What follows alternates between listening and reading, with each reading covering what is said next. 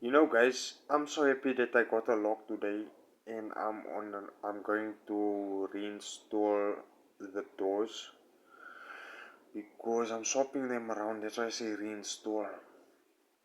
And the thing is, my room is going to be lockable. It was never lockable in this 29 years that I'm living. Never ever did we lock this room. I will be locking it from now onwards. Just because I feel like it. Now I can keep money in the room.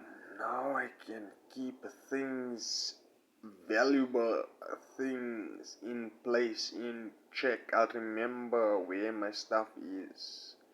There's no hocus pocus, abracadabra, avaracadabra. So yeah, peopleinos.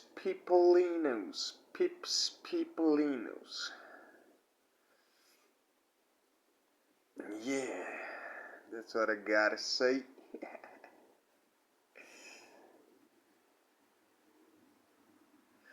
Toodaloo, my peeps.